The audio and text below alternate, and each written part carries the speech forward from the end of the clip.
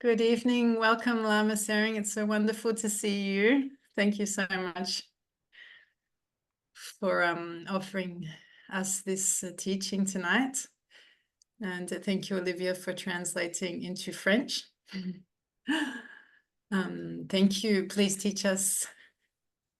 And welcome, everybody. Thank you for coming. Merci à tout le monde pour avoir venu pour recevoir cet enseignement de Lama Tséring. Olivia va traduire en consécutif après Lama Tséring.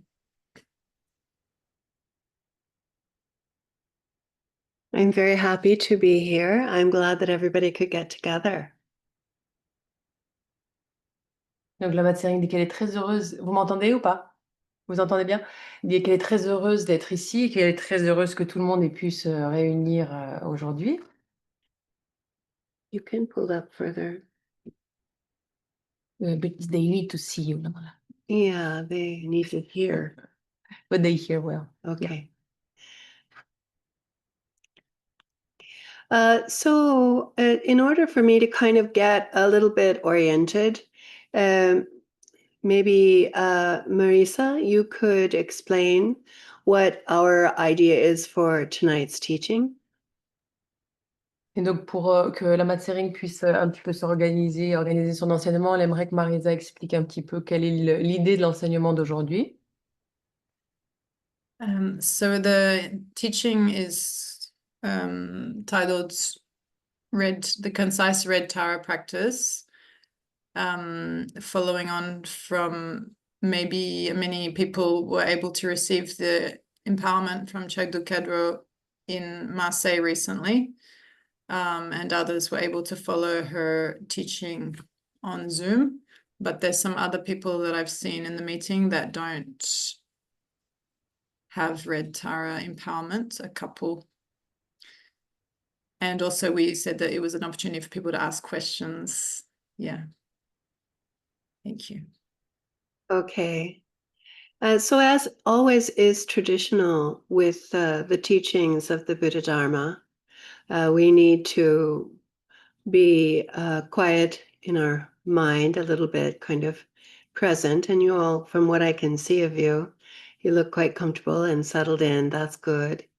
And now it's time to establish a pure-hearted motivation for participating in a teaching, which also further informs your practice, is that Vajrayana Buddhism, especially those of you that have had empowerments before, whether this empowerment of Red Tara or others, the point of approaching a Lama and requesting to receive an empowerment is that you are motivated from your deep heart towards others, wishing that you could find a way to relieve suffering and that you could find a way to create causes and conditions that would bring benefit, not only for yourself, but for others. And so that motivation is a prerequisite for Vajrayana Buddhist practice. And if you haven't yet decided if you want to be a Vajrayana practitioner or not yet, in other words, you haven't received an empowerment up until this point, then it's understood that you would receive those teachings so that you can kind of get the idea of where the spiritual path is actually going and what it is that is actually being done by engaging in a spiritual path.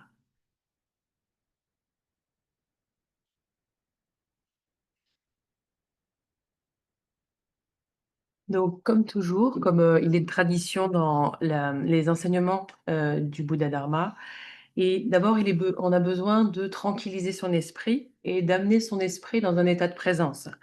Et comme Lama Tséring dit les personnes qu'elle voit sur Zoom, elle voit que vous avez l'air tous assis confortablement, donc vous avez l'air tranquille.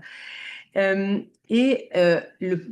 première chose à faire avant d'écouter des enseignements bouddhistes, ça va être d'établir la motivation de cœur pur.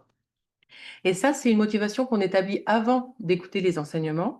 Mais cette motivation, elle va aussi agir une fois qu'on entre dans notre pratique, qu'on va s'engager dans la pratique.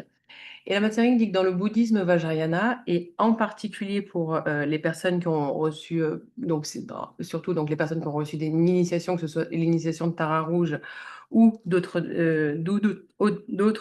déités, pardon, l'idée, quand on fait la requête d'une initiation à un lama, c'est qu'on veut s'engager dans la pratique spirituelle mue par la volonté, par notre cœur pur, par la volonté de pouvoir soulager la souffrance des autres, par la volonté de pouvoir créer les causes et les conditions pour qu'on soit capable d'apporter du bienfait aux autres, alors à soi-même, mais surtout aux autres. Et du coup, le prérequis dans la pratique du bouddhisme vajrayana, c'est vraiment de commencer avec l'établissement de cette motivation pure.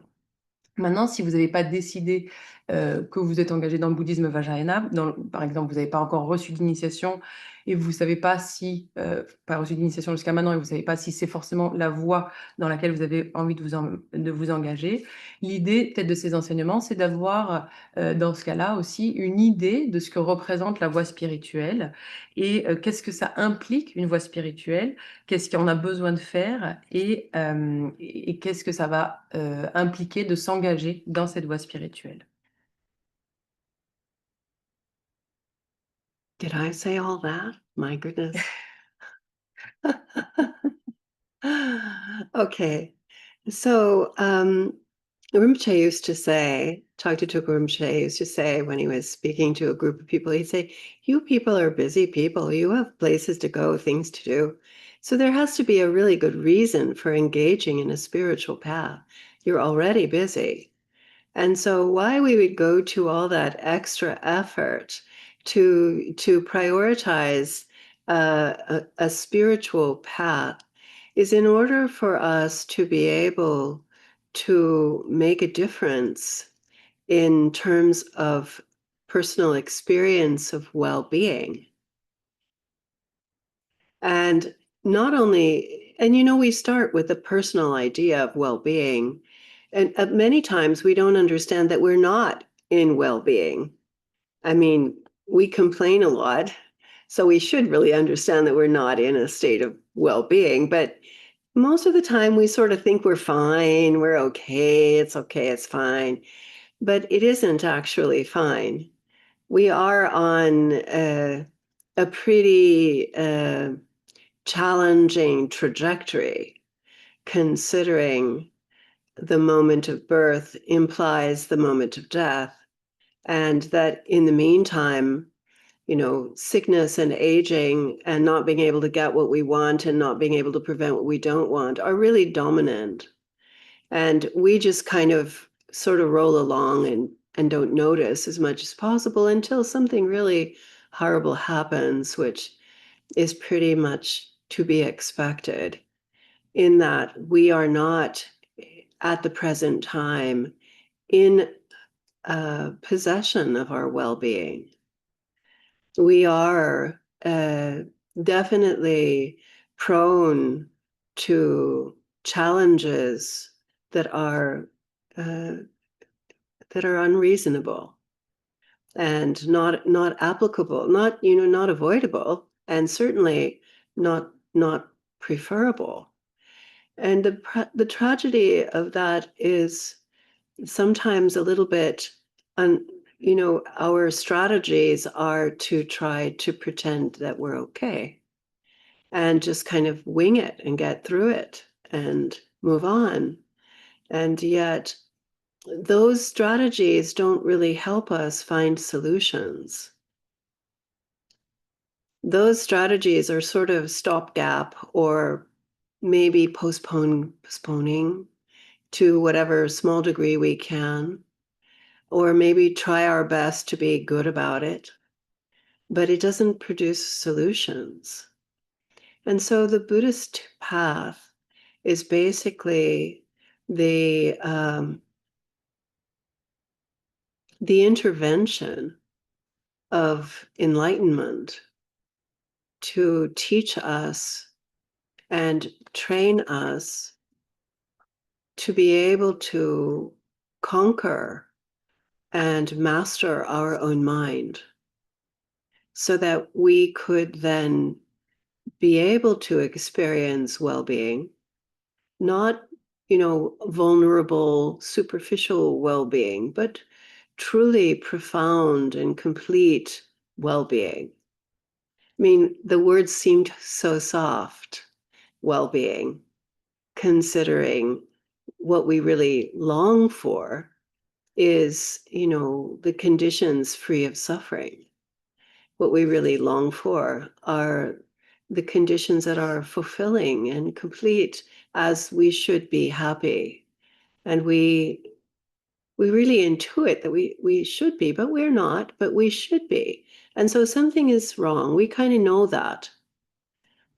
And therefore, the Buddha was able to teach, and there were people who could listen, and there were people who, even more than that, could embrace the process of taming and training the mind such that they could attain this well-being and also bring that well-being to others. And so we always have to remember this in terms of what it is that we're doing and why it is we go to the Lama requesting for a spiritual path, why it is we listen to the teachings, and why it is we think about it, contemplate, ask questions, get answers, and especially why we apply the practice to our own mind, because that's the real arena of practice, is one's own mind. And that by taming and training one's own mind, we can eliminate the causes and conditions that breed suffering, the causes and conditions that leave us vulnerable to tragedy. Because usually we think it's all somebody else that did this to me. It's all, God did it, or my mother-in-law is the one I use classically in Brazil, because they have such a cute word for the mother-in-law, which is the sogra, and they all laugh about it. Nobody takes kindly to the sogra, but it isn't the sogra. It isn't the mother-in-law. It isn't the tragedies. Even it isn't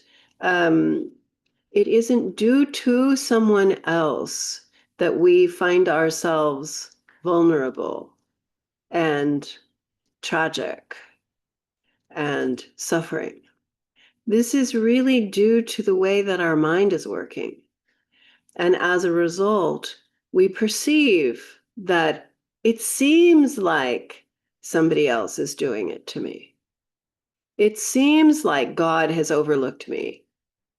It seems like I've been mistreated and abused, and those people are to blame. But Lord Buddha was so kind and so insightful to teach in so many ways to help all of us who are different-minded how to understand that it is the mind itself that detects our world. It is the mind itself that participates in your relationships. It is the mind itself that likes and dislikes whatever's happening. We are not truly experiencing the nature of things because our mind is interfering. And as we have limitations of mind, we therefore have limitations of experience. We have limitations of helplessness that affect us seemingly by someone else, when truly the culprit is not understanding how our own mind works. And so the Buddha taught many different ways for different people because we're all so different. But in general, what we kind of, the fast track here is to understand that we all agree on wanting to be happy. We all agree on not wanting to be unhappy. I mean, we pursue our happiness in different ways, and we experience degrees of unhappiness in different ways, but that we want to be happy, Even the worst wants to be happy. Even the most difficult wants to be happy. They don't want to be suffering. And yet, that's what we all experience, is suffering, and we don't understand why. And so once we start to learn and listen and learn, then we begin to understand, oh, I am a player in this. It's not just everybody else. It's not just everything else. I'm certainly a player in this. And then we understand, okay, I have to change in order for me to be happy. But there's a kind of another level of, I don't know what you would call it, like integrity, maybe, to understand that we're not the only ones that want to be happy. They all do. And so how is it possible that we could find the causes and conditions for not only our own well-being, but for the immediate and ultimate well-being of all beings? And so that gives us the premise for Vajrayana Buddhism.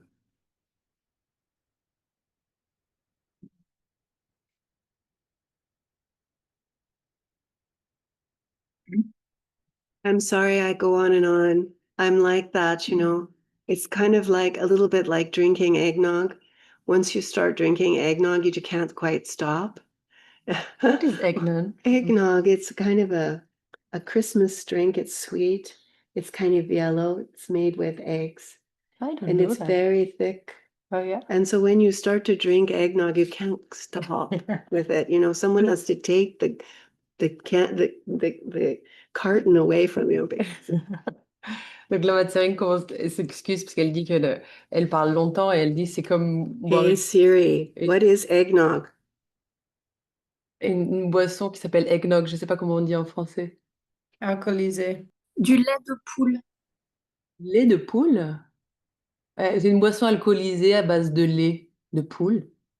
Non, du lait et des œufs. We don't have that in French, we have other beverage. Mais, et donc elle dit que c'est comme quand on boit cette boisson-là, où on commence à la boire et on peut plus s'arrêter, et du coup, ça lui donne la même impression quand elle commence à parler. Elle arrive It's plus à... very fattening. Et elle dit que ça fait bien grossir cette boisson.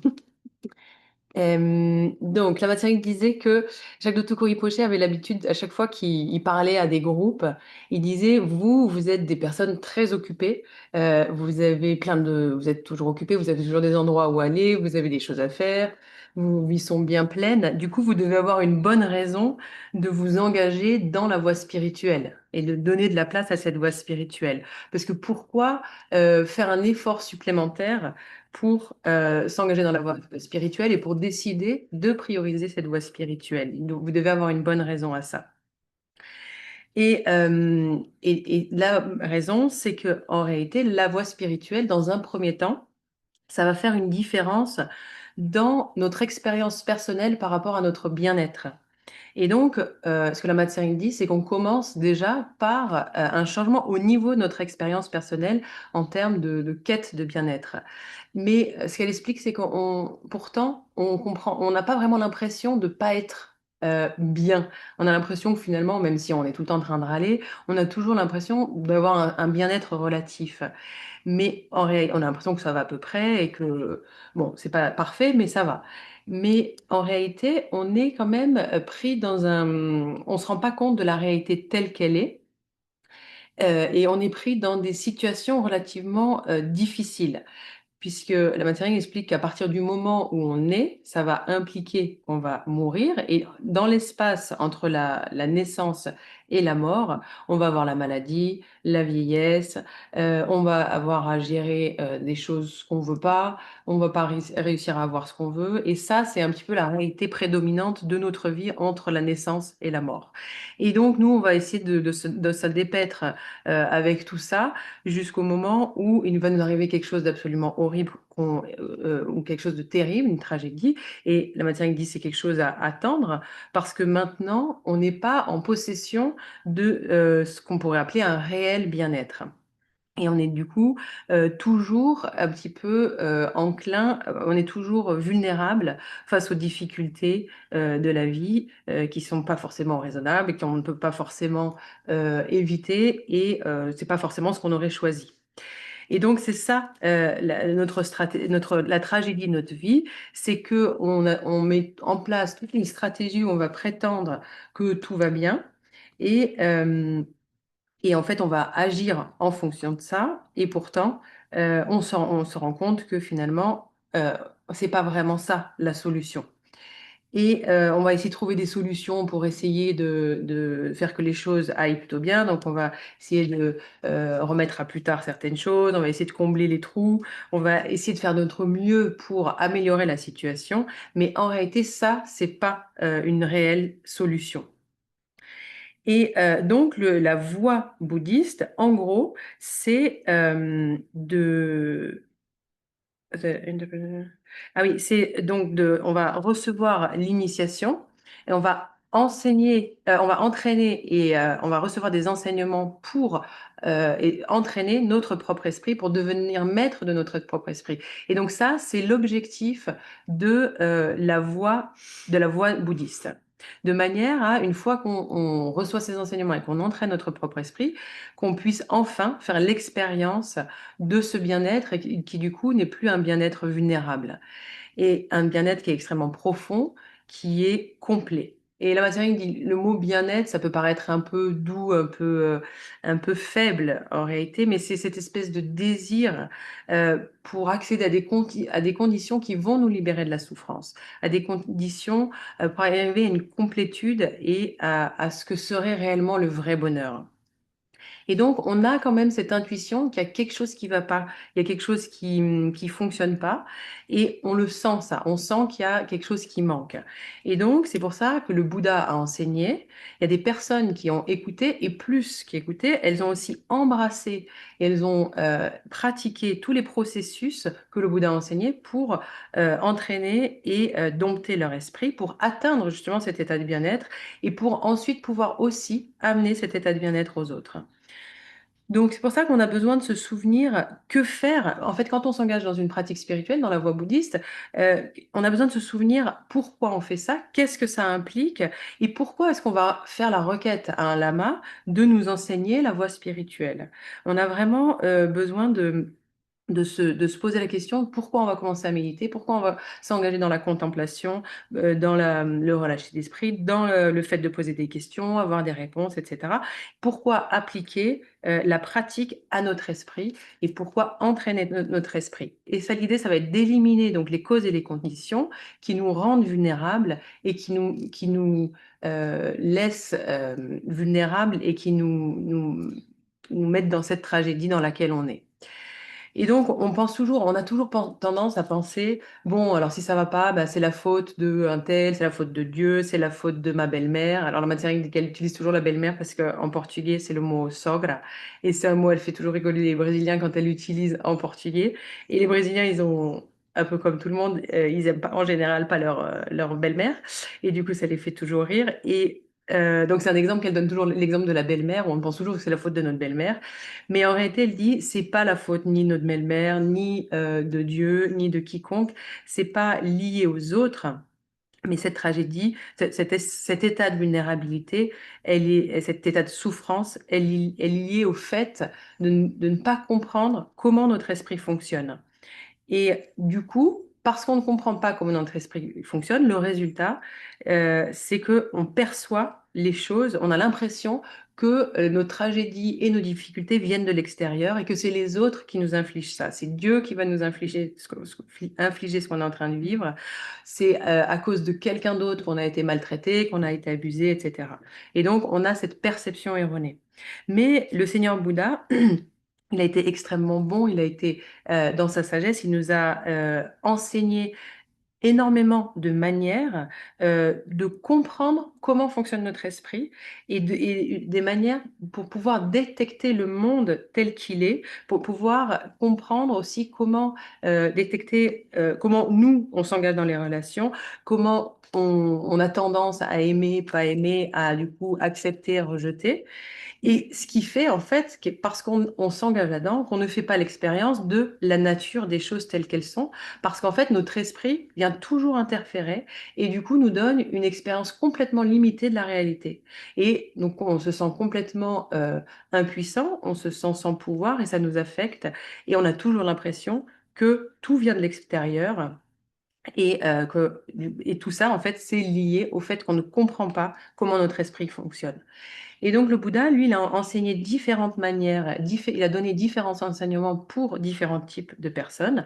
Et il y a une voie qui est très rapide et qui est le fait de comprendre que tout le monde est d'accord pour souhaiter être heureux et tout le monde ne souhaite pas être malheureux. Et donc, après, selon les personnes, on va trouver des stratégies différentes pour accéder au bonheur ou pour éviter le malheur. Mais à la base, il y a ce sentiment commun à tous où on souhaite éviter le malheur et on souhaite le bonheur.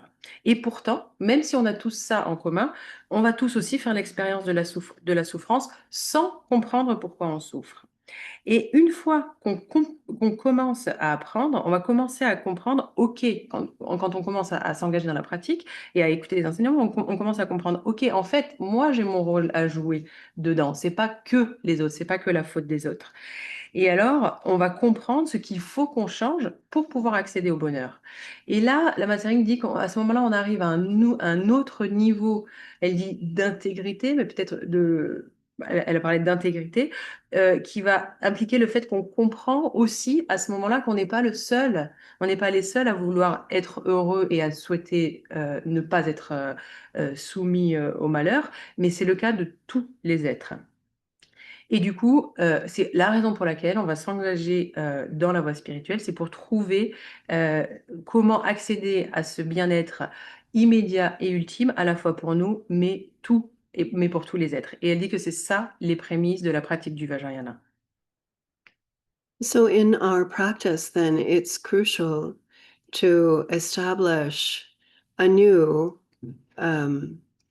often in our mind, this altruistic aspiration.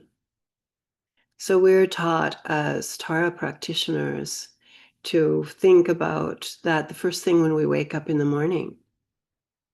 Like, you have a lot of things on your mind when you wake up in the morning. There's, peeing, there's medicine you're supposed to take, there's, wishing you could sleep longer, there's, rolling the children out, or the coffee is usually the first thing on my mind. I'm, figuring as shalumping to the kitchen without much of an awareness at all, trying to put together the coffee. And but we're supposed to do that differently as practitioners, because for a Tara practitioner, there's formal meditation practice and there's informal meditation practice. Formal meditation practice is what you do when you sit down and you start your practice. You remember your motivation, you establish your motivation, you remember the Lama, and you begin your practice at a certain time, and it lasts for a certain duration, maybe an hour and a half, 2 hours. And some people practice much longer, some people practice shorter. But whatever that timing is, that's your formal meditation. We try to do it morning and night. With Tara practice, it's said best to do at sunrise or sunset, whenever the sky is red. And so you have your formal practice, but your informal practice is all the rest of the time. All the time. All the time. So from the moment that you wake up, there's just these opportunities for doing concentrated, undistracted, non-multitasking practice, which is the formal meditation. And then there is everything else. And so our pure motivation is supposed to reach throughout all of our life. Our pure altruistic aspiration that the purpose we get up in the morning is in order that all beings can attain enlightenment. And we don't even really care. I mean, I care, but great bodhisattvas don't even care if they attain enlightenment or not. They only care that others would attain enlightenment. And so that kind of the motivation that this is really my effort, my breaths, however many I have, this day, any other day I have, this is about how do I accomplish this cessation of suffering for all beings?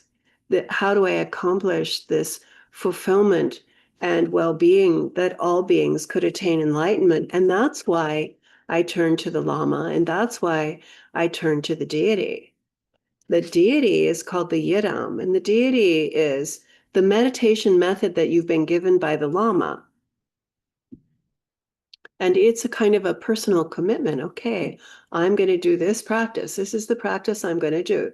This is my commitment to bodhicitta, and my commitment to harmlessness and helpfulness and pure view, in order to rework the mind so that it is no longer producing or breeding the suffering. And this means I have to change my mind. And the crucial element of changing the mind is the motivation. That's the heart of it, is the motivation. That it isn't under the umbrella of selfish interest, that it is now under this great umbrella of selflessness and love and compassion and aspiration to attain wisdom in order that you could facilitate the benefit for all beings, that they could be free of suffering, that they could be placed at a level of enlightenment. Therefore, I do the practice, formal and informal.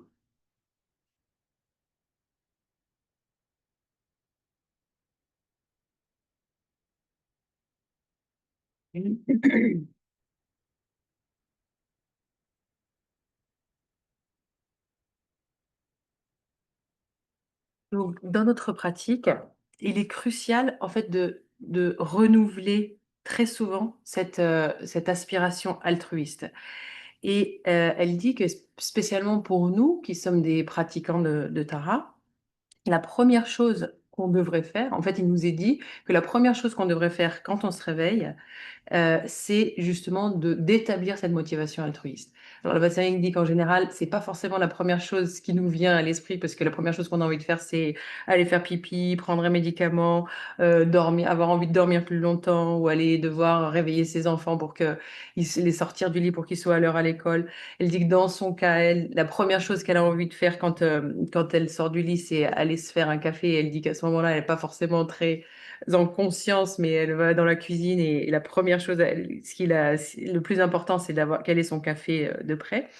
Mais la matière dit que c'est pas ce qu'on est censé faire, c'est pas ce qu'on attend de nous en tant que pratiquants de s'engager tout de suite dans ces choses-là. La première chose qu'on devrait faire, c'est de générer cette intention altruiste dès qu'on se réveille. Et ensuite, elle dit, parce qu'en fait, on a à la fois, en tant que pratiquant, on a à la fois la pratique formelle et la pratique informelle. Donc, quand on parle de la pratique formelle, c'est la pratique où on se réveille le matin, on va s'asseoir sur notre coussin, on commence notre pratique, on génère notre motivation, on se souvient du lama, on fait la pratique le temps qu'on a l'habitude de pratiquer. Alors, ça peut être 1 heure, 2 heures, on va pratiquer plus ou moins longtemps en fonction des personnes. On va pratiquer le soir, le matin, le soir. Entre parenthèses, les pratiquants de Tara Rouge, on pratique quand le ciel est rouge, donc ça va être soit au lever du soleil, soit au coucher du soleil, mais c'est les moments les plus adéquats pour faire la pratique de Tara Rouge. Et donc ça, cette pratique-là, la pratique assise sur le coussin, c'est ce qu'on appelle la pratique formelle. Et ensuite, elle dit, tout le reste de la journée, on a ce qu'on appelle la pratique informelle. Et cette pratique informelle, c'est tout le reste de la journée, tout le reste du temps. Elle répète 3 fois tout le reste du temps. Et donc, à partir du moment où on se réveille, ça va être l'opportunité déjà de rentrer dans cet état de concentration. Et donc, quand on se réveille, on génère sa motivation, on fait sa pratique formelle, où c'est l'opportunité d'être concentré, de ne pas tomber dans les distractions, de ne pas être dans une pratique multitâche comme on a l'habitude de faire. Donc ça, c'est notre pratique formelle. Et ensuite vient la pratique informelle. Mais notre motivation pure, en fait, elle embrasse absolument toute notre vie, que ce soit la pratique formelle ou la pratique informelle. Et dès qu'on se réveille, on va générer cette intention que tous les êtres puissent atteindre l'éveil. Et et que nous-mêmes, on puisse atteindre l'éveil et que tous les êtres puissent atteindre l'éveil. Et elle dit les grands bodhisattvas, et elle dit, bon, bah, elle ne se considère pas une grande bodhisattva parce qu'elle pense d'abord à son éveil là, mais les grandes bodhisattvas, en fait, eux, ils se soucient même pas de leur propre éveil. Eux, tout ce qui les intéresse, c'est vraiment que les autres puissent atteindre l'éveil. Et donc, on va générer cette motivation, on va se dire que chacune de mes respirations, que chaque journée que je vais encore avoir à vivre, que chaque instant que j'ai à disposition, puissais-je les utiliser pour accomplir la cessation de la souffrance de tous les êtres, et de les amener jusqu'à l'état d'éveil. Et c'est la raison pour laquelle, c'est ce qui va nous pousser à nous tourner vers le Lama, c'est ce qui va nous pousser à nous tourner vers la déité, qui est qui est le Yidam, la déité de pratique qui nous a été donnée et que le Lama nous a donnée et qui est notre engagement personnel de pratique. Donc le Yidam, ça va être notre pratique, et ensuite on s'engage dans notre pratique, on s'engage dans notre bodhicitta, on s'engage à notre vue pure. Et tout ça, c'est dans l'idée de changer un peu la manière dont est configuré notre esprit pour ainsi ne plus produire, ne plus générer de souffrance. Mais pour arriver à ne plus générer de souffrance, ça implique donc qu'on change notre esprit. Et pour changer notre esprit, il est crucial, l'élément crucial, c'est notre motivation. Et du coup, notre motivation, elle est plus sous le parasol de l'intention égoïste et de l'intention toujours tournée vers soi, mais elle est sous l'ombrelle de cet altruisme, de l'amour et de la compassion et de la sagesse pour œuvrer pour le bonheur de tous les êtres et pour libérer tous les êtres de la souffrance et pour les aider à accéder à l'éveil. Et c'est donc c'est la raison pour laquelle on va s'engager à la fois dans la pratique formelle et informelle.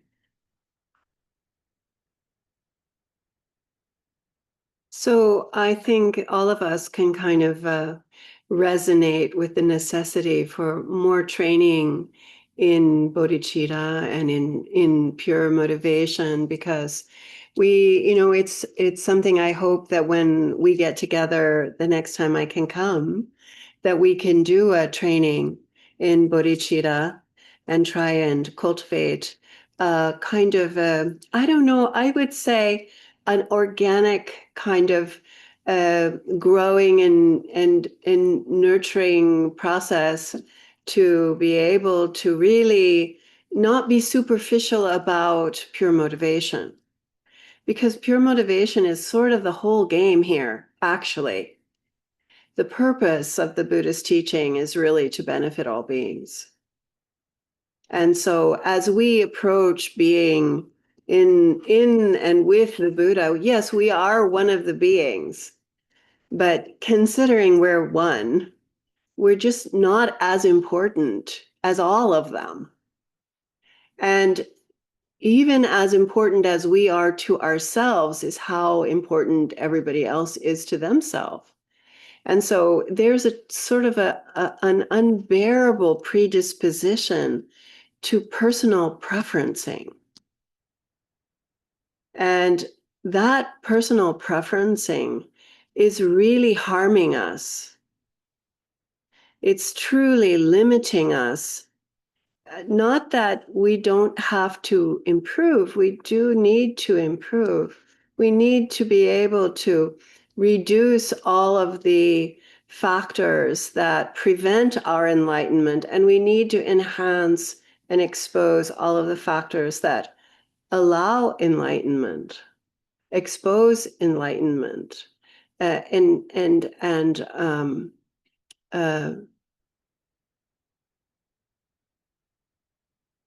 because really enlightenment itself as a truth isn't really optional.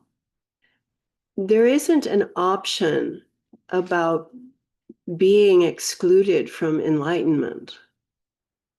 It's not possible to be excluded. Our essence is already present with Buddha nature.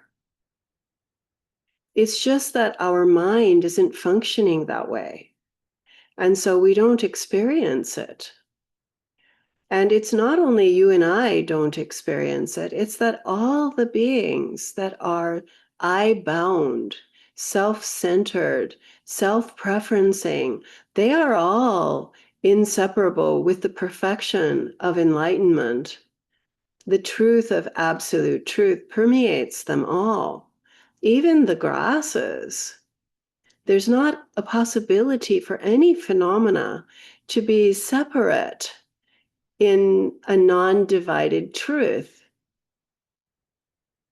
And yet, our mind is producing isolation and separation and habit patterns of self-preferencing over others and rationalization of hurting and harming beings for our own reasons, whatever they might be. You know, justifiable, unjustifiable, they're really causing havoc. And it's personal, the havoc. So whoever has I has the problem. So then this is why it's very interesting to understand the process of the path is to reduce everything that prevents your experience of true nature and to allow the unhindered radiant expression of all that is your true nature, that is unborn and undying and perfect and free and complete. And that it isn't just you and me, that perfection belongs to all beings. They just have become falsely identified with isolationism. And in that, they are suffering the lack of their enlightened experience, because the ignorance of the mind is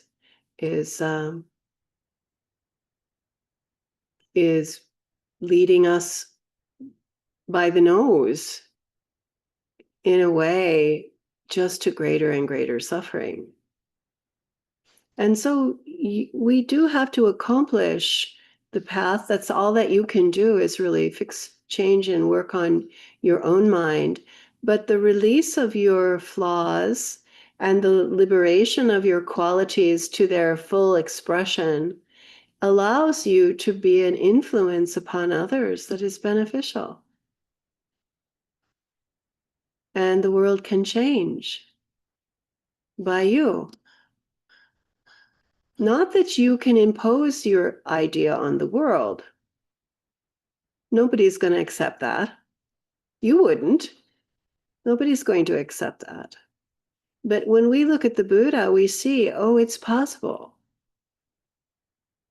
And so then realizing it's possible, not only possible for me, for all beings, you begin to understand the necessity to follow in the footsteps of the Buddha, which is this altruism, this absolute inclusivity of all beings in their great equanimity, in both their perfection and in their not knowing of their perfection. And so your practice is supposed to start there every day. That's where you are, is in this motivation. So I think that's a lot to ask, that we could just do that. So what I was taught by my great master is that if you remember the Lama, it's a quick start. It's like jumping your car. When your car won't start, you get a car that has a good strong engine and you wire the jumper cables and you can start your car from the battery of the other car. That's Guru Yoga. I mean, I'm sorry, my example is so completely mundane, but that's Guru Yoga, jumping your car. Every day when you sit down to do your practice, you remember the Lama, you jump the car. You're like, all right, okay, all right, yes, I got it. The engine turns over. And you're there. All right, I realize, okay, I got it. And you're there. And then you engage in your practice, inseparable with the blessings of the Lama, who is the embodiment of your trust and confidence that it's true. That's who the Lama is for us. It's true. We see it. We know it. They know it. And we see that they know it. And we jump our car and our engine can start.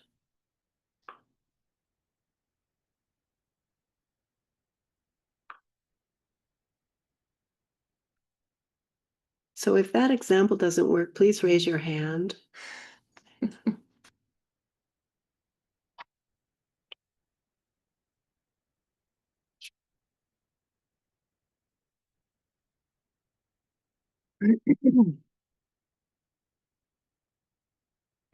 Donc la Tséring dit que chacun d'entre nous, on doit certainement sentir quelque chose qui résonne en nous par rapport à quand elle évoque la nécessité de s'engager dans plus d'entraînement à la bodhicitta et à la motivation pure.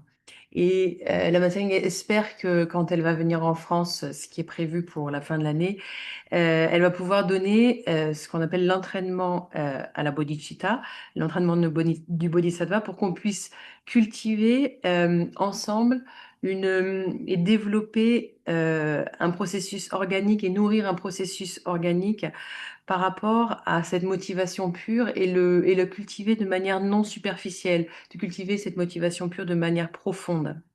Parce qu'en fait, l'objectif de tous les enseignements du Bouddha, c'est vraiment de bénéficier à tous les êtres. Et on peut se dire, ok, ben, moi je suis un être, oui, en effet, on est aussi un être, mais c'est combien un par rapport à l'infini nombre d'êtres. Et en réalité, on a tendance à se considérer toujours plus important que les autres, mais on n'est pas plus important que les autres, et il faut imaginer qu'on est aussi important pour nous-mêmes que les autres se sentent importants pour eux-mêmes. Mais on est toujours pris dans cette prédisposition à avoir une préférence personnelle, une préférence pour nous-mêmes qui, en réalité, va nous amener à nuire aux autres et va aussi complètement nous limiter. Et donc, il y a besoin ici qu'on effectue une amélioration. On a besoin de réduire les facteurs qui vont nous empêcher d'accéder à l'éveil et augmenter en parallèle tous les facteurs qui, au contraire, vont permettre et vont exposer toutes ces qualités éveillées. Parce qu'en fait, la Tséring dit que l'éveil, c'est la vérité. Elle n'est pas facultative. C'est pas que quelqu'un pourrait avoir accès à l'éveil et d'autres non. C'est pas quelque chose d'optionnel. C'est pas facultatif. Il y a personne qui peut être exclu de cet état d'éveil. Ça, c'est impossible. Tout le monde peut avoir accès, peut atteindre l'éveil, puisqu'en fait, notre essence en elle-même, elle est déjà cette nature bouddhique qui est présente. Notre essence, elle est cette nature pure. Mais par contre, notre esprit ne fonctionne pas d'une manière qui nous permette d'en faire l'expérience. Et du coup, on ne fait pas l'expérience de cet éveil. Et pourtant, c'est la nature, c'est notre nature à tous, c'est notre nature à nous, mais c'est aussi la nature de tous les êtres. Puisqu'en fait, on n'est pas cette nature séparée de la vérité. Tout, nous, ainsi que tous les phénomènes, sont cette nature absolue. Et la matière, même un brin d'herbe, c'est cette nature absolue, c'est la vérité absolue. Et donc, il n'y a absolument aucune possibilité qu'un quelconque phénomène soit séparé de la vérité absolue, de cette nature absolue indivisible. Pardon. Et pourtant, même si ça c'est la réalité, notre esprit, lui, ce qu'il va produire, c'est, il va produire un isolement, il va produire de la séparation, il va produire une préférence pour soi et à délaisser plutôt les autres, il va produire de la nuisance pour les autres et justifier qu'on a raison de faire du mal aux autres et que c'est tout à fait raisonnable d'agir de la sorte parce qu'en fait, c'est nous qui sommes le plus important. Et ça, c'est la cause de tous les problèmes, c'est la cause de toutes les souffrances. Lama Tséring dit que quiconque possède le je, possède cet ego, est dans une situation problématique. Et c'est pour ça que c'est vraiment intéressant de comprendre l'objectif de la voie spirituelle, de comprendre pourquoi on s'engage dans la voie spirituelle, puisque quand on s'engage dans la voie spirituelle, vraiment l'idée, ça va être de diminuer tous ces paramètres, toutes ces conditions qui vont nous empêcher d'accéder à notre vraie nature et de faire rayonner toutes les qualités qui émanent de notre vraie nature, notre vraie nature qui est parfaite, qui est libre, qui est complète. Et c'est pas juste notre vraie nature à nous, mais c'est la vraie nature de tous les êtres, qui pourtant, que ce soit nous ou tous les êtres, on s'identifie de manière erronée à ce sentiment d'isolement, à ce sentiment de souffrance qui en réalité vient de ce manque de l'expérience de l'éveil, parce que en réalité, qui c'est qui prédomine dans notre esprit? C'est l'état d'ignorance, et c'est l'ignorance qui nous mène par le bout du nez et qui nous fait aller toujours, qui nous fait avancer toujours vers de plus grandes souffrances. Et donc, on accomplit la voie et on va travailler sur notre esprit pour qu'on puisse faire l'expérience de ces qualités éveillées qui vont nous permettre de pouvoir influencer les autres, de pouvoir ainsi bénéficier aux autres. Et c'est parce que nous-mêmes, on va changer notre esprit que le monde va pouvoir changer. Et la Tséring dit que quand elle dit qu'on va pouvoir faire changer le monde, c'est pas en imposant nos idées, puisqu'en fait, personne n'a envie d'écouter nos idées. Et on a souvent tendance à faire ça, à vouloir imposer nos idées, mais il y a personne qui a personne n'a envie d'accepter ça, tout comme vous acceptez pas forcément les idées des autres. Mais quand on voit l'exemple des Bouddhas et comment ils sont l'exemple de ces qualités éveillées, combien ils inspirent autant d'êtres, on se rend compte que c'est possible. Et du coup, ça nous amène à vouloir suivre leurs pas d'inclusivité de tous les êtres dans toute leur équanimité, que ce soit des êtres qui est déjà réalisé l'état de perfection ou des êtres qui soient encore dans un état d'imperfection. Et donc notre pratique, elle va commencer là, chaque jour, avec le fait de faire émerger cette motivation. Et la Tséring dit que ça peut être quand même beaucoup de demander ça, d'amener tout ça à l'esprit. Et elle dit en fait, il y a un raccourci pour arriver dans cet état-là de pure motivation et qui embrasse tous les êtres. C'est juste en se souvenant du lama. Et elle dit, c'est un petit peu, c'est un départ rapide, un départ, on allume très rapidement le moteur. Et elle dit, c'est un petit peu comme quand, par exemple, on n'a plus de batterie et qu'on prend un câble et qu'on se branche sur la batterie d'une autre voiture et que d'un coup, on arrive à allumer notre moteur à nous en se branchant sur le moteur de l'autre voiture avec un câble. Et elle dit, elle est désolée de prendre un exemple un peu mondain et un peu trop mondain, mais c'est ça le gourou yoga, c'est de brancher son propre moteur au moteur du gourou. Et donc ça, on peut le faire en se souvenant tout simplement du lama au début de notre pratique. Et une fois qu'on se souvient de notre lama, il y a notre moteur qui peut commencer à se mettre en route.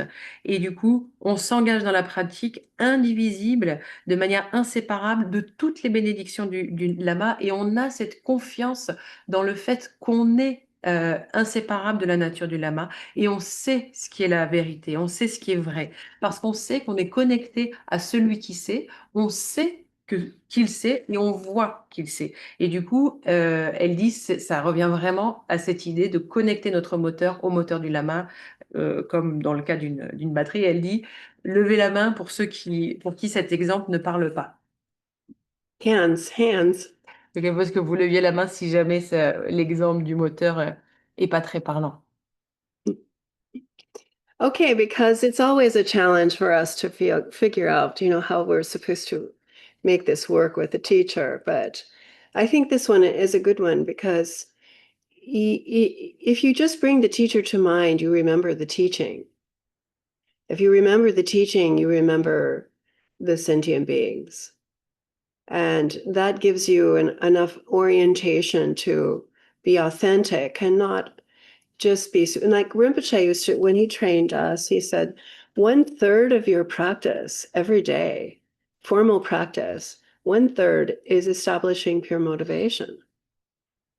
1/3 is the actual practice, like Tara practice, maybe visualization, recitation. And then 1/3 is dedication of merit for the benefit of beings. So that shows us, like, this is not just something we do to begin with and get it over with. This is supposed to be our kind of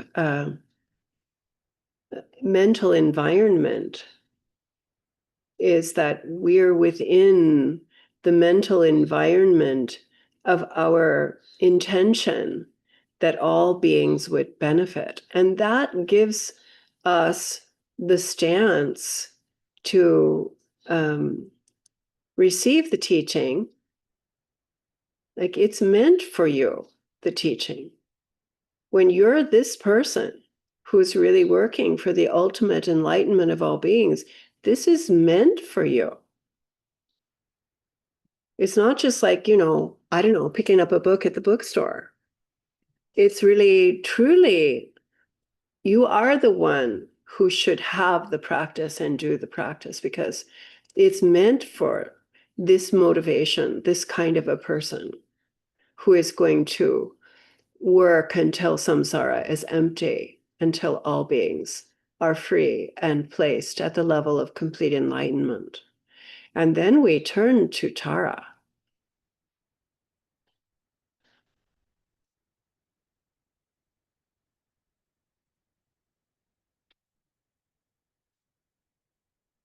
Et donc Lama Tséring dit que c'est toujours un peu compliqué de savoir comment travailler avec cette idée du maître. Et elle trouve que cet exemple justement du câble qui branche les deux moteurs, finalement c'est un bon exemple, parce que quand on se souvient, on amène le maître à l'esprit, ça nous amène les enseignements automatiquement à l'esprit. Et quand on a les enseignements à l'esprit, on a aussi tous les êtres sensibles à l'esprit. Et du coup, on est dans un vrai état authentique. Et quand Rinpoche donnait ses enseignements sur l'entraînement de l'esprit et sur comment faire de la pratique, il disait que, en fait, 1/3 de notre pratique formelle devrait être dédiée au fait de générer la motivation pure. Ensuite, un autre tiers est dédié à la pratique en elle-même. Donc, dans notre cas, ça peut être la pratique de Tara, donc à travers la visualisation, la récitation de mantras, etc. Et ensuite, le 3e tiers est lié à la dédicace des mérites pour le bien de tous les êtres. Et donc, ça montre bien que c'est pas quelque chose qu'on fait pour s'en débarrasser. Non, en fait, c'est vraiment quelque chose de crucial, et on est en train d'établir notre environnement mental. Et c'est dans cet environnement mental qu'on va évoluer ensuite, cet environnement où on établit l'intention de faire absolument tout pour le bien des êtres, pour le bien de tous les êtres sensibles. Et une fois qu'on a établi cette intention-là et qu'on est dans cette volonté-là, alors on va recevoir les enseignements, et ces enseignements sont exactement faits pour nous, parce que c'est exactement fait pour des personnes qui veulent s'engager pour œuvrer pour l'éveil de tous les êtres. Et c'est pas comme la matière dit, comme si vous prenez un livre un peu au hasard à la librairie. Non, c'est des enseignements qui ont été faits sur mesure pour le type de personnes comme vous, qui ont comme priorité d'entraîner leur esprit pour le bien de tous les êtres. Donc en fait, vous êtes la personne qui est faite pour cette pratique-là, puisque vous êtes la personne qui va travailler son esprit, qui va travailler jusqu'à atteindre l'éveil, jusqu'à ce que le samsara soit libre de tous les êtres, et que tous les êtres soient placés jusqu'à l'état du complet éveil. Et c'est une fois qu'on a établi ça qu'ensuite on va se tourner vers Tara. So most of us don't feel like that, not in the beginning. We do cultivate it through the blessings of the Lama and through training in bodhicitta. We cultivate this altruistic aspiration, but most of the time we just think like, who, me? What do you mean? This is like, are you talking about? You know, I have things to do. I have children. I can't do this. What are we, what are you talking about? But that's why it's important to understand that our path is reductive. This is about letting go of what is in the way. We're not creating anything with the Vajrayana teachings and the Vajrayana practice. We're letting go of things. And it doesn't quite make sense because we're doing all this visualization, which is like, oh my goodness, I have to sit down, I have to breathe right, I have to do this, I have to do that. And then now I have to visualize this, I have to do that. And we feel like we're adding a lot on top of what we're already doing. Like now I have to add on top all these things that I'm doing in my life. But basically, what we're doing when we do deity practice is we're letting go of our ordinariness. You're not creating extraordinariness, because what's extraordinary is not created. What's extraordinary is already true. It's just not noticed because we've got so much going on. And so visualization is not to pretend you are something. It's to let what you think you are go.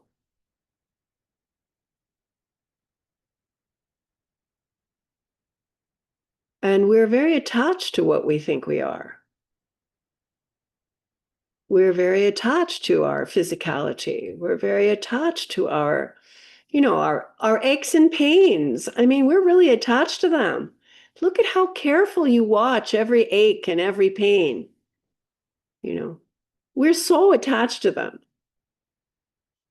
And of course, we're attached to them, but we want them to go away. But, I remember when I was a kid, I sprained my ankle. And I remember how much I wasn't that I liked having a sprained ankle. That was a pain in the patootie. But I was always getting special treatment. I got the special chair because I had to put my foot up. I couldn't go to the kitchen to get everything. It wasn't that I was happy with a sprained ankle, but I definitely got I got perks. And so I remember the morning I woke up, and before the lights and before I got up, my ankle didn't hurt. And I thought, uh-oh. Uh-oh. Yeah, that was a day I really considered lying.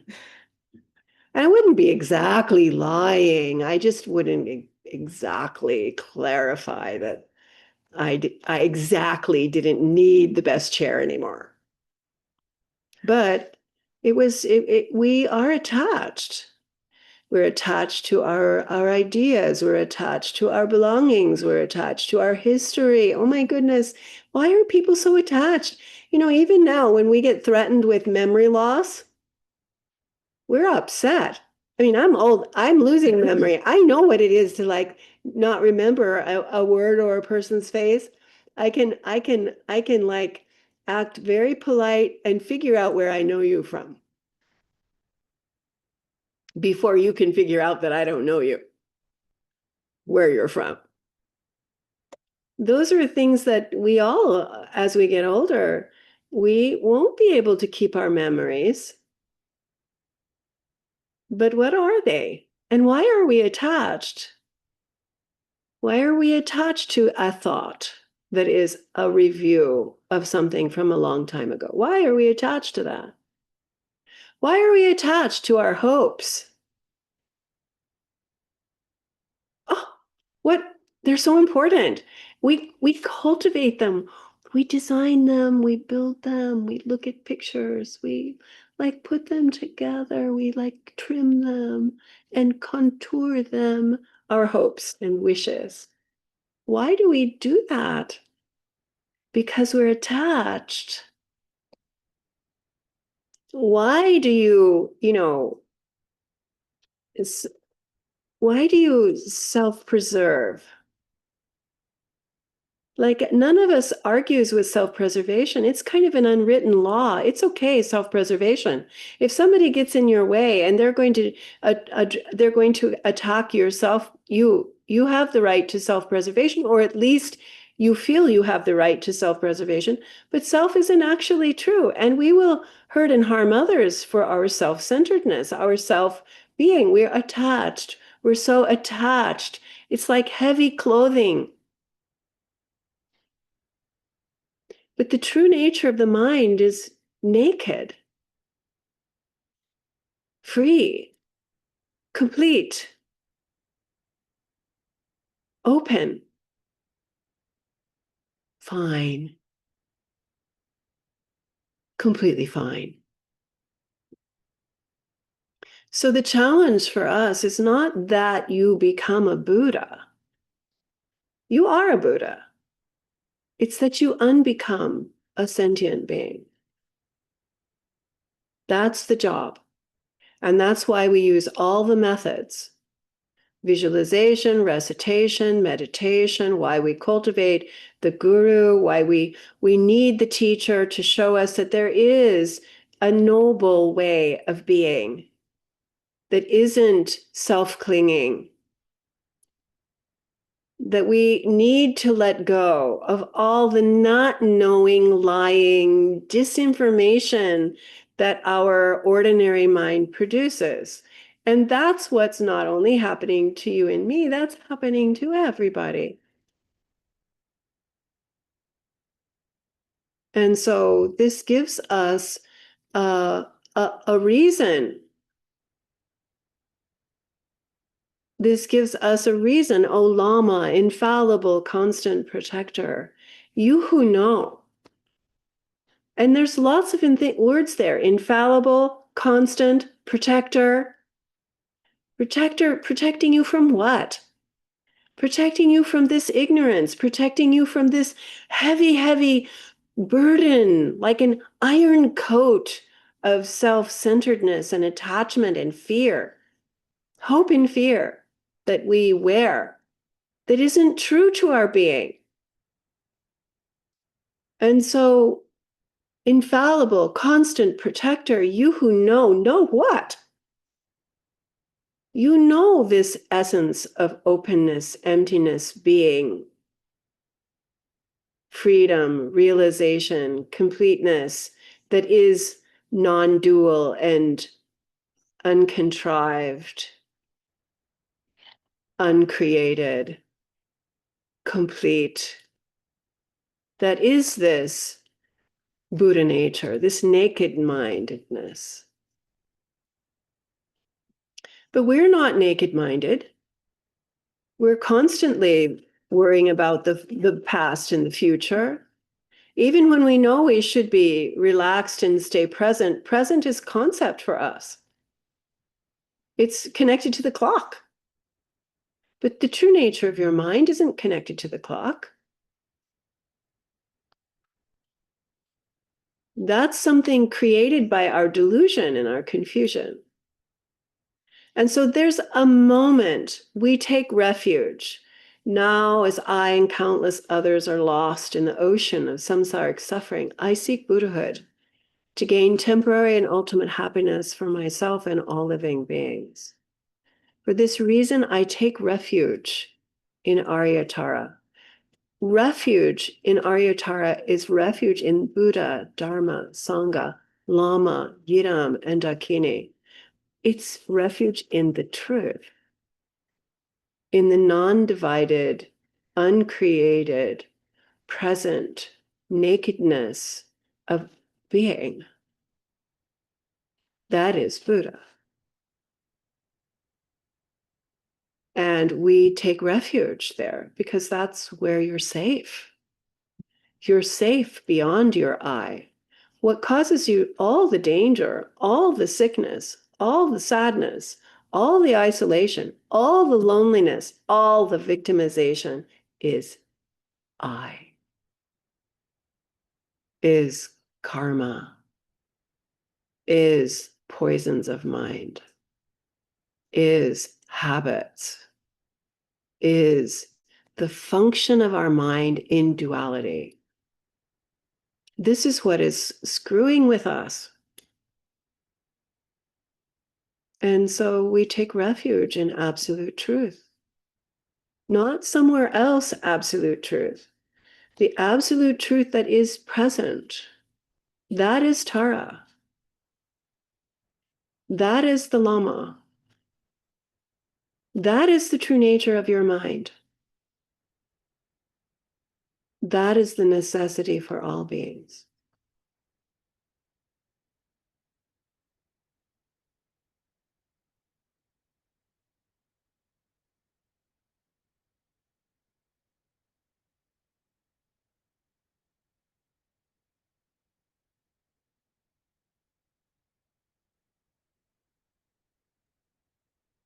You okay? Yes.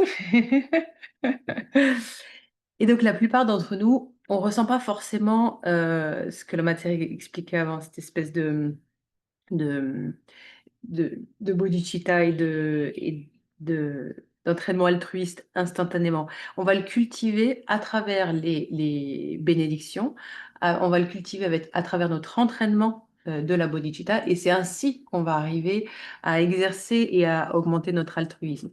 Mais elle dit que la plupart d'entre nous, on va se dire, mais comment ça, moi je peux faire ça? Mais non, c'est pas possible, moi de qui vous êtes en train de parler? Moi, il faut que je m'occupe de mes enfants, j'ai telle et telle chose à faire, et on se sent pas forcément investi ou nous-mêmes capables de s'engager là-dedans et d'être capable de faire ça. Mais ce que la matière explique, c'est que ce qui est important de comprendre, c'est qu'en fait, la voie, c'est une voie, on appelle ça une voie qui va réduire, la voie de la réduction. En réalité, on doit lâcher prise de ce qui encombre le passage. On n'est pas en train de créer quelque chose en plus avec les enseignements du Vajrayana ou avec la pratique du Vajrayana, pardon. Ce qu'on fait quand on pratique le Vajrayana, en fait, c'est qu'on lâche prise sur des choses, on laisse des choses de côté. Et ça peut ne pas forcément faire beaucoup de sens pour nous parce qu'on se dit, ah oui, mais pourtant dans le Vajrayana, il faut que je visualise. Et du coup, on se dit, ben, la visualisation, en réalité, ça consiste à créer des choses en plus sur d'autres choses. Donc, on peut avoir l'impression qu'on rajoute sur ce qui existe déjà à travers la visualisation, les récitations, etc. Mais en fait, la pratique quotidienne, elle consiste en essence à lâcher prise, à laisser de côté notre aspect ordinaire, et on va pas créer un extraordinaire, puisqu'en réalité, l'extraordinaire, il n'est pas créé. L'extraordinaire, il est déjà vrai, mais on ne le remarque pas. Parce qu'on ne le remarque pas, pourquoi? Parce qu'il y a tellement de choses qui se passent dans notre vie, on est tellement distrait sur plein de choses qu'on ne voit pas cet extraordinaire et cette vraie nature qui est déjà là. Et donc, en la visualisation, on n'est pas en train de prétendre et de créer quelque chose en plus, mais on est juste en train de lâcher ce qu'on pense être. Donc, on n'est pas en train de créer quelque chose d'autre. On met juste, on lâche prise sur ce qu'on pense être. Et on est tellement attaché à ce qu'on pense être, à qui nous sommes, à notre physicalité. La Tséring dit, on est aussi vraiment attaché à nos douleurs, à nos bobos. Et ça, on a un vrai attachement. Alors, bien sûr, on est... Boo-boo. It's aches. Aches and pains. Is Yes. it boo-boo? Oh, a Boo-boo. boo-boo. Like a child has a boo-boo? Okay. En portugais, bobo, c'est stupide. C'est pour ça que... No, not, but in English, a boo-boo so a child falls down, they get a boo-boo on their knee, something like that. But that's bobo in French. Ache is it's like kind of little pain. It's a little pain, yeah. It's a baby thing. It's a baby word. Ache. Boo-boo. Yeah. But when you say ache and pains. Pain is like... Pain, yes, but ache. Ache is like when you have the flu and your whole body aches. You call that Les a boo-boo? douleurs. Bon, c'est pas les bobos. No, sorry, Laura, I translated wrong because bobo is bobo, like in English. Yes. So aches is like plus nos douleurs. Yes, painful and uncomfortable. You've got a fever. You can't think straight, that kind of thing. Sorry, I mistranslated then. I thought so. The boo-boo. That's Anyway, it's a wonderful word. Et donc, on est attaché à toutes ces douleurs, à toutes ces maladies, même si d'une certaine manière, on a envie qu'elles partent, mais on a un certain attachement. Et la Tséring dit que quand elle était enfant, elle s'était foulée la cheville. Et c'est pas qu'elle aimait avoir mal à la cheville, mais d'une certaine manière, parce qu'elle avait mal à la cheville et qu'elle s'était foulée la cheville, elle avait des traitements un peu spéciaux. Elle avait la meilleure chaise, elle pouvait arriver la première à la cuisine, elle était servie. Elle avait des traitements spécifiques et qui, en réalité, étaient plutôt agréables. Et elle dit qu'elle se rappelle très clairement le matin où elle s'est réveillée, où sa cheville lui faisait plus trop mal. Et elle s'est dit, oh oh. Et du coup, elle s'est dit, c'est la première fois où elle a considéré peut-être un petit mensonge. Alors, elle dit, elle n'a pas exactement menti, mais elle a un peu évité de clarifier certaines choses. Elle a évité de dire qu'elle avait peut-être pas forcément besoin de la meilleure chaise ou du meilleur emplacement. Et donc, elle veut juste expliquer par là qu'on est attaché à toutes ces choses-là. On est attaché à nos idées, on est attaché à nos biens, on est attaché à nos histoires. Et pourtant, à notre histoire, on est attaché à notre mémoire. Et elle dit, il faut juste voir comment on se sent menacé à partir du moment où on commence à perdre la mémoire et comment comme ça nous met mal. Et elle dit, elle est la première à elle commencer à des fois perdre la mémoire, ou quand elle se rappelle pas un mot, quand elle se rappelle pas le visage de quelqu'un, elle sait qu'elle connaît la personne, mais elle sait plus d'où elle connaît cette personne. Elle dit elle a mis en place des stratégies pour rapidement arriver à pallier ça avant que la personne s'est rendue compte que la Tséring ne savait plus d'où elle la connaissait. Et donc, on va tous devenir vieux et on va tous perdre la mémoire. Donc, pourquoi s'y attacher? Pourquoi revoir toute notre histoire, tout notre passé? Pourquoi s'attacher à nos espoirs? C'est tellement important pour nous, nos espoirs. On va les cultiver, on va les dessiner, on va regarder les images, on va dessiner les contours de nos espoirs et de nos souhaits. Mais pourquoi s'attacher à ça? Parce que pourquoi continuer à préserver ce soi? Et donc, la Tséring dit qu'on n'est pas en train de dire que l'autopréservation n'a pas un rôle peut-être important à jouer. Bien sûr, si on est attaqué, ça peut être bien de se préserver, mais en même temps, on a l'impression qu'on a le droit de se préserver. Mais en même temps, pourquoi préserver un soi qui n'est même pas vrai et qui, parce que on a ce soi, on va nuire aux autres et pour le bien de ce soi et pour le bien de cet attachement. Et en fait, c'est comme si avec ce soi, on s'habillait d'habits extrêmement lourds, mais alors qu'en réalité, la vraie nature de l'esprit, elle est complètement nue, elle est libre, elle est complète, elle est ouverte, elle est complètement parfaite. Et donc, la difficulté pour nous, c'est de comprendre qu'en fait, on ne devient pas un Bouddha, puisqu'on est déjà le Bouddha. Par contre, on dédevient, en quelque sorte, on défait euh, le, ce qu'on est en tant qu'être sensible. Et c'est ça le travail, c'est de défaire cet état d'être sensible pour révéler cette nature de Bouddha. Et c'est pour ça qu'on va utiliser les méthodes de la pratique à travers la méditation, la récitation, le fait de cultiver le guru yoga. Et à travers le fait de cultiver le guru yoga, ça nous permet de voir une manière noble d'être et qui n'est pas attachée à ce soi comme nous comme nous on l'est. Et, euh, et, et qui nous montre comment lâcher prise de cet esprit ordinaire complètement désinformé et qui du coup crée la souffrance. Et on se rend compte que ça nous arrive à nous, ça vous arrive à vous, ça nous arrive à nous, mais ça arrive à tous les êtres.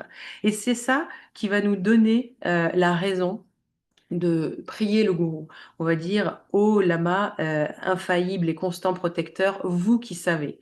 Et donc quand on dit protecteur, il va nous protéger de quoi? Il va nous protéger justement de cette ignorance, de ce poids très lourd qui est un petit peu comme ce manteau de fer, qui est fait de nos espoirs, nos peurs, etc., qui nous empêche d'accéder à la vraie nature de notre esprit. Et quand on dit infaillible et constant protecteur, vous qui savez quoi? Qui savez l'essence de l'être de vacuité, de cette nature non duelle, de cette nature qui n'est pas fabriquée, qui n'est pas créée, qui est complètement complète, qui est la nature de Bouddha et qui est cet esprit complètement nu. Mais nous, on n'a pas cet esprit nu. Nous, on est complètement pris dans le passé, le futur. On a une idée conceptuelle de ce qu'est le présent, puisqu'en fait, pour nous, le présent, c'est quand même connecté à une idée d'heure, mais la nature de l'esprit, elle est absolument pas connectée à une quelconque notion de temps ou d'heure. Cette notion-là, elle est créée par la confusion. Et donc, c'est la raison pour laquelle on va prendre refuge. Et donc, le refuge en Tara, en cet instant, alors que moi et d'innombrables autres personnes sommes perdus dans l'océan de souffrance du samsara, je cherche à atteindre l'état d'éveil pour accéder au bonheur temporaire et définitif pour moi-même et pour tous les êtres vivants. C'est la raison pour laquelle je prends refuge en Aryatara.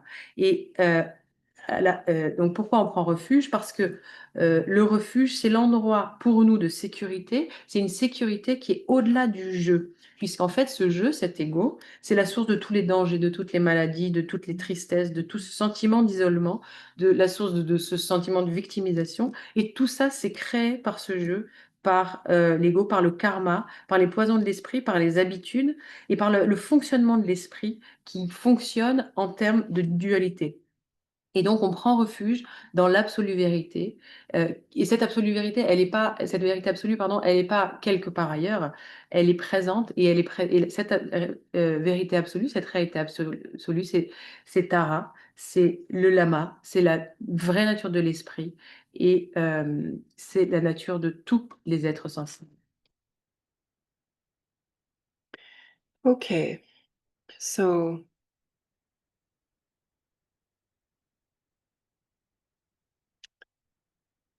we kind of operate in a kind of a trifold way, or a tripod, like a tripod. We have our body, we have our speech, and we have our mind. And with our confusion and delusion as unenlightened beings that are I-bound and I-preferencing and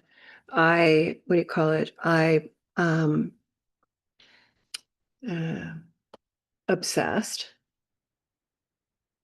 we create lots of karma.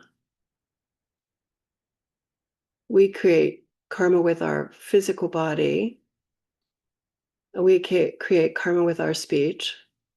And we create karma with our thoughts and our mind. And so in order to eliminate and heal from this lie and this delusion of fictitious self, and all of the inevitable avalanche of suffering that happens lifetime after lifetime, we have to address it. We have to address the tripod. We have to address the three.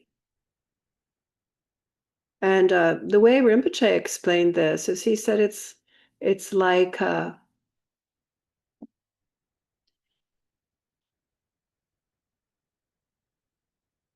we kind of have to back out of samsara the way we got into it.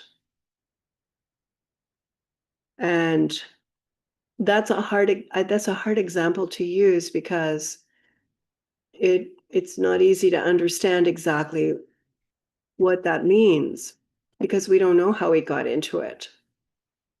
And so we tend to think that if we're backing out of something, we're averse to it. We're trying to get away from it. We're trying to escape.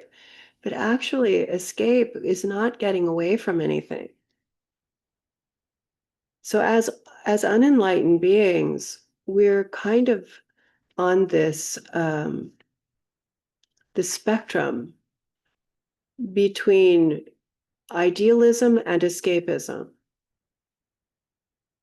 And one is called hope and one is called fear. And we idealize the path, we idealize Buddha, we idealize enlightenment, we think it's somewhere over the rainbow, and we think it's at the end of the line. After we do 12 mundros, we're going to get there. You know, we have those kind of concepts because that's how we think. But and we often think that the Buddha Dharma is this escapism. Like we're trying to get out of samsara, we're trying to and yes, we are, but it's not possible to gain out of samsara by escapism. Because escapism is avoidance, it's running away. And so the way we would hear the teaching that the way we got into it is how we have to get out of it is a little bit tricky, because we assume in the wrong way what's being presented. Because Buddhism is not idealism. Perfection is not somewhere over the rainbow. Perfection is not later. Perfection is not after it's all better. Perfection is not absent. It cannot be absent and be perfection. If it's somewhere else, there's obviously duality. So that is not perfection. If it's later, after you do everything you're supposed to do, then it's not perfection. Because perfection doesn't have time. And if you think you have to run away from something, that implies something's missing. And it's not here. And so I have to run away. Now, I'm not saying that there are not times in your life you have to make decent decisions that, this is not the best job for me. And yes, I can't stay in that toxic relationship. There are times when you have to make decisions like that. But that's not the spiritual path. The spiritual path, depending on your capacity, is present. The truth is present. But along with that truth is not knowing it. That doesn't mean because you don't know it. If I'm here, sitting here, and I didn't know that Olivia was here, I just didn't notice Olivia was here. Does that mean she's not here? Wow, she's not here to me, but that doesn't mean that she's not here. Perfection is present. We aren't. So then, the challenge of the path is to deal with these complexities of how our mind works. I remember one day someone asked Rinpoche, they said, okay, I see you want us to visualize. He said, why can't I just visualize a waterfall? I like visualizing a waterfall. Why can't I just visualize a waterfall? Why do I have to visualize the deity? And Rinpoche, he said, well, you can visualize a waterfall if you want, but you won't attain enlightenment.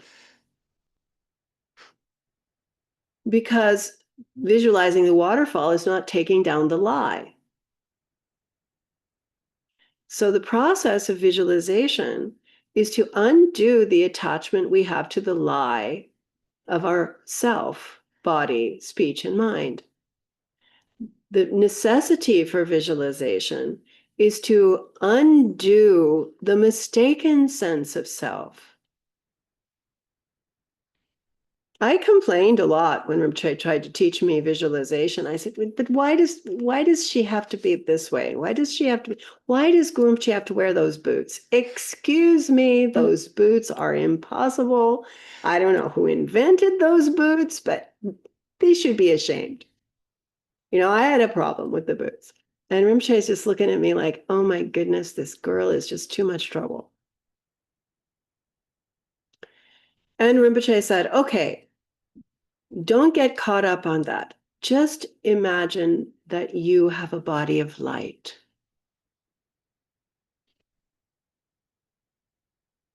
If you can't imagine that you're Tara, that it looks like this and like that, just that you are a body of light. Now, I could do that. I mean, not all the time, of course, and I am argumentative, so it didn't mean that I didn't stop bothering Rinpoche. You know, he used to say I was his bad karma ripened. But we have the same problem with speech. We're attached and we don't understand speech. And we use it, in, you know, sometimes it's okay, but a lot of times it's not okay. And even the fact that you use it means you think there's someone to talk to. And imagine how you're demanding time from them to listen to you. You know, what do you think their breaths are worth? How many breaths do you think you have the right to demand that they listen to you? So there are lots of ways in which we harm others with our speech. Not just what we say, but that we're wasting their time. They have a finite amount of time. And we need to be listened to. So then that's the body and the speech, they're actually pretty easy, although they're very tangible. We're very tangible in our attachment to these things. But the mind, oh my goodness, it's just unbelievable, our mind. The busyness, the hope, the fear, the expectation, the validation of delusion. And that's not only us, that's every sentient being. And so the Buddhas give us these extraordinary methods to use to start to take down the lie. How? By not believing so much solidity. That doesn't mean you're believing in solidity. You're taking down the lie. You're taking down the lie that is created by karma. Karma creates our mortality. That we are born means we will die. That's karma. That's not truth. Buddhas don't have karma. Who has karma? I have karma. Who makes karma? I makes karma. Who suffers karma? I suffer karma. Then who's mad about the suffering of the karma? I am mad about the suffering. I make more karma. And we just continue in this unbearable frenzy of self-delusion and action of body, speech, and mind. And so then we take refuge in the Buddha. Tara, the mother of all the Buddhas, we take refuge in that truth, that perfection. And we apply our bodhicitta, because it's not just for me, it's for all beings. And we visualize, because right now our karma is so heavy, we can't see the radiant display of the truth.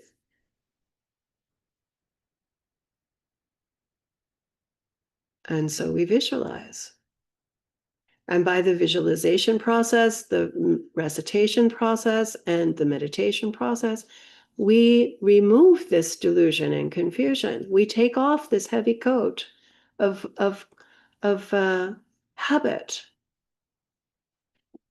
And what is unremovable is your Buddha nature.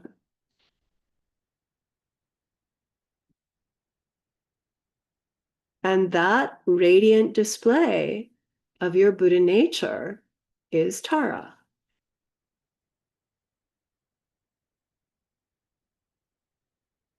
And so we visualize in the space in front of us, Tara, the mother of all the victorious ones, because it is this nature, this essence of present perfection that is the ground of every being, every Buddha's enlightenment. She's not up there in some kind of baby factory popping out Buddhas. It is the radiant display of the nature of intrinsic awareness. That is the appearance of Buddha. And so we begin to cultivate intimacy with this perfection by the practice, visualizing the Tara in front of you, inseparable with the Lama, that is none other than the nature of absolute truth. And we start to allow light radiates and makes offerings, light returns. There's very specific procedures. And then light comes from her forehead to your forehead, purifying your body of all the causes and conditions that we've created in this life and lives previous by hurting and harming others with our body. That's why we're mortal. Not that it's supreme or true. It's karma. It's not a bad karma to be a human, but it's a short one. It's a useful one, but it's not going to win unless you use it for attaining enlightenment. And so then this purifies our body, purifies the karma, purifies the poisons of the mind, purifies the habits, purifies the division. And you expose Buddha. And the same with your voice, with sounding. Light from Tara's throat touches your throat and purifies your speech. And all the ways in which you've hurt and harmed others in this life and lives previous, you purify. And you begin to exercise, engage in the true nature of sound, which is the sounding of emptiness, which is the speech of the deity, which is mantra. And that lets you take down, relax, let go of all this other kind of karmically bound, I-bound speech. And it allows for all sound to be the speech of the deity. That all sound is sounding enlightenment. And then blue light from her heart to your heart purifies your mind. And this is all you ordinary. You're not being deity in this practice. Deity is in front of you. Deity is the truth that we personally don't get. And so then we're blessed and our mind is purified. And all these things of covetousness and harmful thoughts and wrong views are all purified and healed and let go of. And the true nature of your mind, openness, emptiness, radiance, it begins to be free, uncovered. And you recite the prayer, illustrious Tara, please be aware of me. Remove my obstacles and quickly grant my excellent aspirations. Jetsun, Pakma, Droma, Checheno, Gaochen, Kunsel, Samdom, Nyurdrupsod. And then this way you visualize all of this purification, relaxation. And finally, when you're done with the practice, Tara dissolves into light and dissolves into you, and you relax your mind, inseparable with perfection. And you overcome the isolation.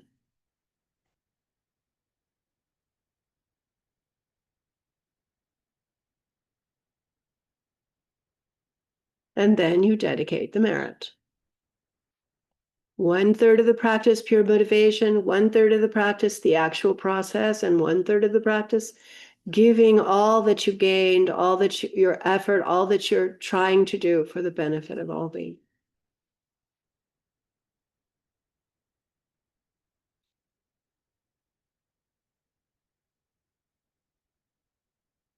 This doesn't have to have empowerment to do. You can do this practice even without empowerment. But even if you have practice, don't be silly and think that you don't need to do this practice. This is very important for being able to deal with the tripod of our confusion and delusion.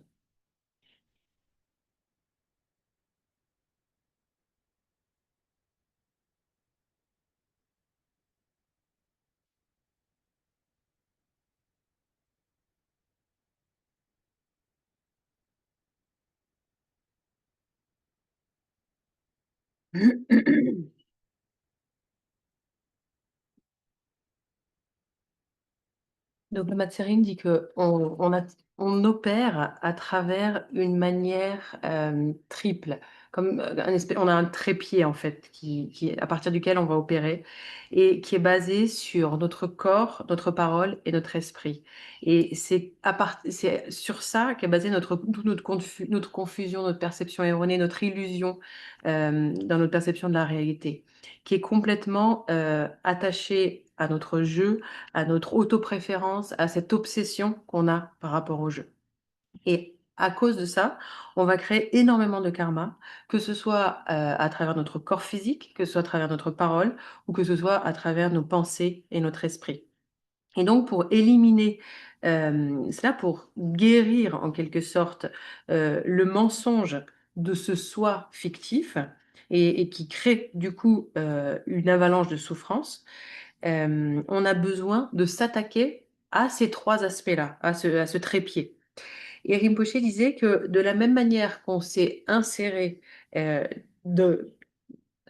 s'est mis dans cette situation, de la même manière, il faut qu'on se retire de la situation de la manière inverse, en quelque sorte.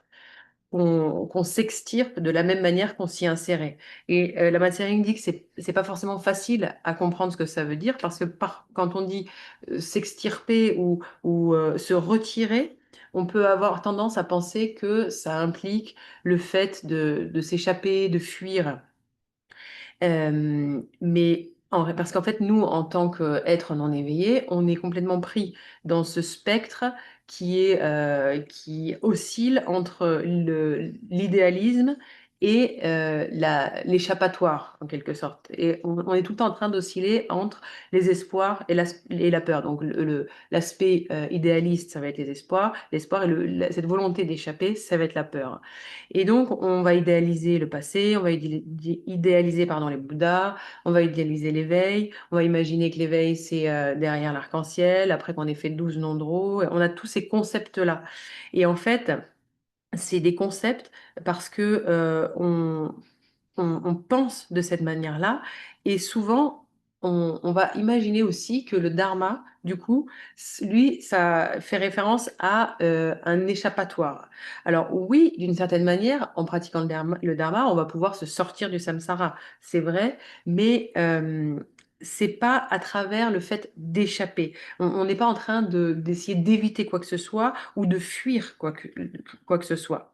Donc quand Rinpoche dit il faut s'extirper de cette situation, se sortir de cette situation de la même manière qu'on y est entré, en fait, en général, on a tendance à comprendre ça de manière erronée. Parce que le bouddhisme, on n'est pas du tout dans une vision idéaliste. La perfection, dans la perspective bouddhiste, c'est pas le derrière l'arc-en-ciel, c'est pas la perfection, elle va pas être plus tard. La perfection, elle sera pas une fois que j'ai tout fini, bah, tout ira mieux. La perfection, elle est pas absente, elle ne peut pas être absente. La perfection, elle est là, elle est pas comme parce que si la perfection devait être ailleurs, alors ça veut dire que il y a l'idée de dualité et donc c'est plus la perfection. Si elle devait être après tout ce que j'ai à faire, alors c'est plus la perfection parce que du coup, il y a une notion de temps. Et si on pense qu'on a besoin de fuir quoi que ce soit ou d'échapper à quoi que ce soit, ça implique qu'il y a quelque chose qui nous manque. Et ça implique qu'il y a quelque chose qui n'est pas là. Et donc, ça veut dire qu'on a besoin de s'échapper. Et donc, ça...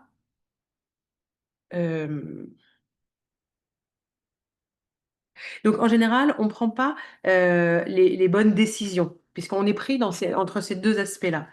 Mais la voie spirituelle... Do you need light? You can just push that light. There's a light there. Thank you. Thank you very much. That's nice.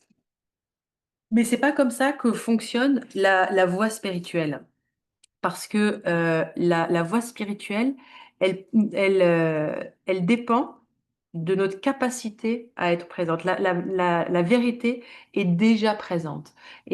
Mais cette vérité aussi, elle va de pair avec le fait qu'on ne la remarque pas. Et la Tséring donnait l'exemple, elle dit, donc là, je suis juste derrière elle. Et c'est pas parce que, par exemple, si elle avait pas vu que j'étais derrière elle, c'est pas parce qu'elle m'a pas vu que je ne suis pas présente derrière elle. Donc c'est pas parce qu'on la remarque pas que la vérité, que la réalité n'existe pas. Et donc la perfection, cette perfection, elle est présente, mais c'est nous qui ne la remarquons pas. Et donc la difficulté pour nous et la difficulté de la voix, c'est d'arriver à gérer la complexité de la manière dont notre esprit fonctionne. Et Rinpoche, il avait un étudiant qui avait dit une fois, bon, Rinpoche, ok, vous parlez de visualisation, etc. Mais moi, par exemple, je vais être beaucoup plus inspirée en visualisant une cascade qu'en visualisant une déité. Donc, la cascade va plus m'inspirer que la déité. Alors, est-ce que je pourrais pas visualiser une cascade plutôt qu'une déité? Et Rinpoche, il dit, bah, si, tu peux visualiser une cascade, mais t'atteindras pas l'éveil. Parce qu'en fait, la cascade, dans ce cas-là, va pas enlever le mensonge. Et le processus de visualisation consiste à défaire le mensonge du soi. Et le mensonge du soi lié au corps, à la parole et à l'esprit. En réalité, à travers le processus de la pratique, on va défaire le sens erroné de la perception du soi. Et donc, la Tséring dit qu'elle elle avait tendance à râler beaucoup et à toujours trouver des choses à redire. Et elle disait, mais Rinpoché, pourquoi il faudrait visualiser Goro Rinpoché de cette manière-là, avec son manteau là bizarre, et puis ses bottes, elles sont complètement ridicules. Je sais pas qui c'est qui a inventé ces bottes, mais c'est complètement impossible de visualiser des bottes aussi affreuses. Et Rinpoché l'a regardé en disant, oh là, celle-là, elle en rate pas une. Et il lui dit, OK, donc si tu n'arrives pas à visualiser de cette manière-là, et à ce moment-là, visualise-toi avec un corps de lumière. Si on n'arrive pas à s'imaginer en tant que Tara, on va imaginer qu'on a un corps de lumière. Et la Tséring disait que pour ça, elle pouvait le faire, même si pas tout le temps. Et puis, dans tous les cas, c'était pas suffisant pour qu'elle arrête d'embêter Rinpoche avec ses questions. Parce que Rinpoche, il disait que la Tséring, c'était son mauvais karma qui avait mûri. Et donc, elle continue toujours à lui poser des questions, à trouver des choses à redire. Mais donc, Rinpoche disait l'important, c'est de se visualiser comme un corps de lumière. Et la Tséring dit c'est le même problème avec la parole. En fait, on est attaché à notre parole et on ne comprend pas forcément notre parole et pourtant on l'utilise. Alors parfois on dit des choses agréables, mais parfois pas. Et on va parler, on va demander à ce que les gens nous écoutent et on va leur demander du coup de passer du temps à nous écouter. Mais la Tséring dit pourquoi est-ce qu'on impose aux gens de perdre de leur temps pour nous écouter? Et elle dit par notre parole, on peut nuire énormément aux personnes, non pas seulement parce qu'on va dire des choses négatives ou parce qu'on va avoir une parole blessante, mais juste parce que on impose aux personnes l'obligation de nous écouter et du coup de gaspiller de leur temps précieux, de leur respiration pour nous écouter. Et donc, la Tséring dit que pour le corps et la parole, c'est relativement facile de concevoir tout ça parce que c'est quelque chose de tangible. C'est quelque chose qu'on arrive à percevoir. Par contre, en ce qui concerne l'esprit, il y a vraiment quelque chose d'incroyable. C'est incroyable comment notre esprit peut être complètement tout le temps pris, occupé, pris dans l'espoir, dans la peur, générer des attentes, être toujours en train de chercher des validations, être pris complètement dans une perspective dualiste. Et du coup, le Bouddha a donné des méthodes extraordinaires pour essayer justement d'ôter ce mensonge, le mensonge, et d'enlever cette croyance, et cette si grande croyance en la solidité. Et donc, l'idée de la pratique, c'est vraiment d'ôter le mensonge qui a été créé par notre karma, et notre karma qui crée, lui, notre mortalité. Parce que à partir du moment où on va mourir, et ça, c'est lié à notre karma. Mais par exemple, les Bouddhas, eux, ils sont pas liés à cette mortalité. Les Bouddhas n'ont pas le karma. Et la nature, la vraie nature, n'est pas liée au karma. Mais c'est qui a ce karma? C'est qui crée le karma? C'est qui souffre du karma? C'est le jeu, c'est nous. Et c'est qui se met en colère contre la souffrance créée par ce karma et qui, du coup, parce qu'elle est en colère, va créer toujours plus va toujours créer plus de mauvaises actions et de karma, c'est le soi. Et du coup, dans ce processus, on crée toujours plus de confusion, d'illusion à travers notre corps, parole et esprit. Et donc, on va prendre refuge dans le Bouddha. C'est la raison pour laquelle on prend refuge dans le Bouddha. On va prendre refuge dans Tara, qui est la mère de tous les Bouddhas, et on va s'appliquer, nous, à la bodhicitta, à savoir à ce désir d'œuvrer pour tous les êtres, à ce désir d'amener tous les êtres à l'éveil. Et ainsi, on va visualiser. Parce que du fait de notre karma, de notre karma qui est extrêmement lourd, on n'arrive pas à voir le rayonnement de la vérité. Donc c'est la raison pour laquelle on a besoin de visualiser Tara. Et ça va être à travers la méditation, à travers la visualisation, la méditation, qu'on va arriver à retirer cette espèce de lourd manteau d'habitude et ce lourd manteau de karma. Et parce que c'est quelque chose qu'on peut ôter, puisque et une fois qu'on a ôté ça, on arrive à ce qui n'est pas, où il n'y a plus rien à enlever, qui est la nature de Bouddha. La nature de Bouddha, il n'y a rien à ôter. Et c'est cette manifestation rayonnante qu'est la nature de Bouddha et qui n'est pas autre que Tara. Et donc, on va visualiser Tara dans l'espace en face de nous, qui est la nature de la perfection présente, qui est la mère, on dit Tara, la mère de tous les Bouddhas, dans le sens où ce ne serait pas une usine de bébés de Bouddha, non, c'est dans le sens où c'est la base de l'éveil de tous les Bouddhas. Et donc, on va visualiser cette manifestation rayonnante qui n'est autre que la conscience pure intrinsèque sous la forme de Tara. Et ainsi, à travers cette visualisation, on va commencer à cultiver une intimité avec ce qui est la perfection, à savoir Tara, qui est l'absolue vérité. Et à partir de là, on va visualiser Tara. Une lumière blanche va rayonner de son front jusqu'à notre front et va purifier tout notre corps et toutes les causes et les conditions qu'on a créées dans nos vies passées, qui ont créé cette corporalité, qui ont créé aussi le fait de cette mortalité, cet aspect mortel. Et ça, c'est lié à notre karma. Et la Tséring dit que c'est pas forcément un mauvais karma hein, d'être un être humain, puisque on a une vie, même si elle est très courte, elle peut être très utile, surtout si on l'utilise pour et c'est un corps, le corps humain, c'est pas un mauvais karma dans le sens où il va nous permettre de gagner si on l'utilise pour l'éveil. Donc, on va visualiser cette lumière blanche qui va purifier notre corps. Ensuite, et elle va purifier tous les karmas, cette habitude de division, tous les poisons de l'esprit, et va permettre d'exposer les qualités de Bouddha de notre corps. Ensuite, on va visualiser une lumière rouge qui va purifier de la gorge de Tara jusqu'à notre gorge et qui va purifier notre parole. Et donc, cet exercice va nous permettre d'engager la vraie nature du son, qui n'est autre que le son de la déité, le mantra. Et ainsi, on va pouvoir laisser lâcher et ôter tous les sons, toute la parole qui a été liée à nos actions néfastes et qui ont porté préjudice aux autres.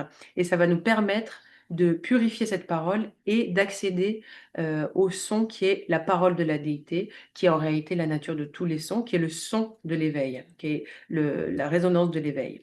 Et ensuite, il y a une lumière bleue qui va partir du cœur de Tara et qui va rejoindre notre cœur. Et donc, la matière dit qu'on visualise Tara, mais nous, on se visualise sous notre forme ordinaire. Et donc, la déité qui représente la perfection, elle est dans l'espace en face de nous. Et à ce moment-là, cette lumière bleue va nous bénir et notre esprit va être purifié. Et donc, toutes nos pensées de convoitise, nos vues erronées ou nos pensées négatives vont être complètement purifiées. Et ainsi, on va révéler les qualités éveillées de notre esprit qui vont être complètement découvertes.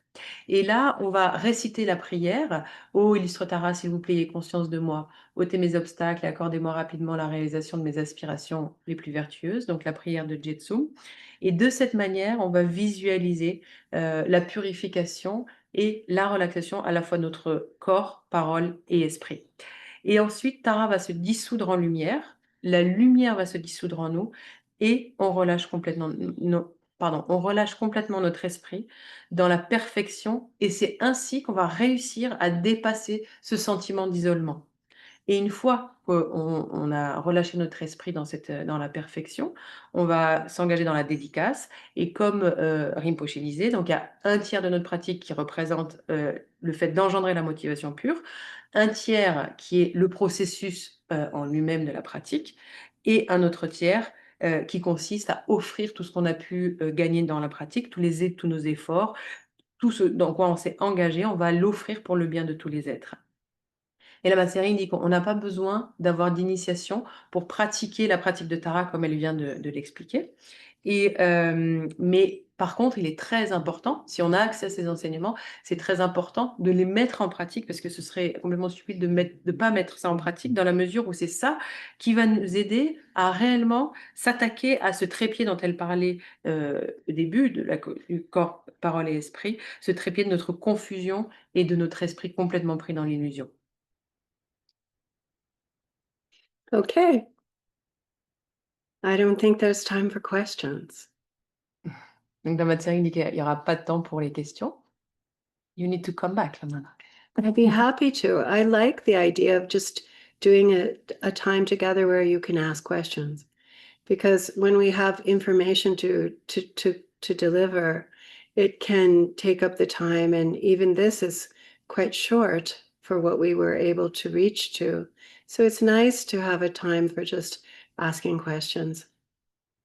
Donc je disais à la matière, il serait bien qu'elle revienne. Elle dit qu'elle serait très heureuse de revenir et de dédier vraiment un temps pour les questions parce qu'en fait, quand il faut qu'elle nous délivre les enseignements qu'elle nous a délivrés avec aussi peu de temps, elle dit on a eu un temps relativement court pour là où elle voulait en arriver. Du coup, c'est important qu'ensuite on puisse avoir un moment vraiment spécifiquement dédié aux questions. So let's dedicate the merit of the teaching. Donc, on va faire la dédicace des mérites. Marisa, tu arrives à la mettre sur l'écran?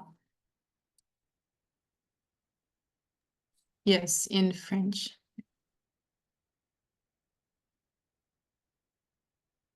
Toutes les vertus acquises tout au long de mes vies jusqu'à ce jour, et ce incluant le mérite généré par cette pratique et toutes celles à venir, je les offre pour le bien des êtres sensibles.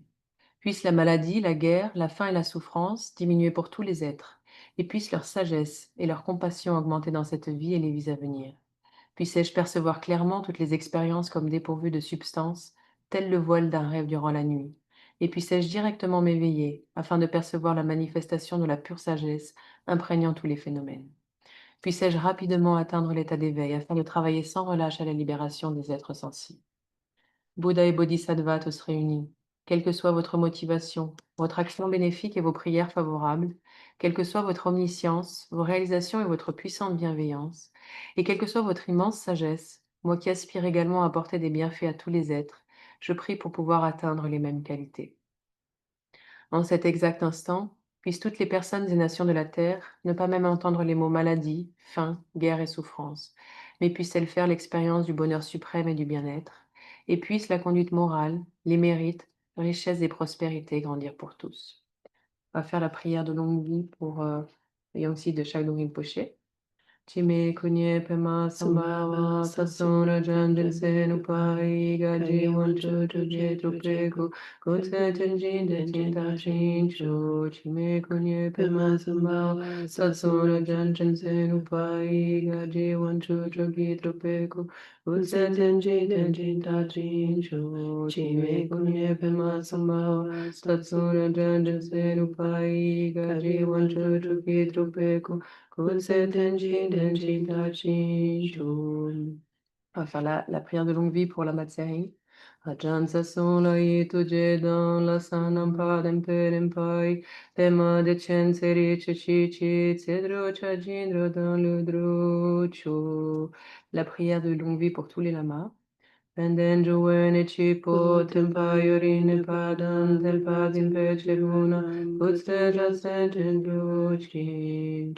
Sangre guru rinpoche, nyudrum kundage vacham posha, pashen kunsedu dura posa, soade sojin jilatus vochinan sanve bache jivada, sampalun jidrupa jinjivu. Om Ahum Vedra Guru Pema Siddhi Kenloche Suri Luce Zalin Sasun Japapel Rojun Chusun Wada Mirel de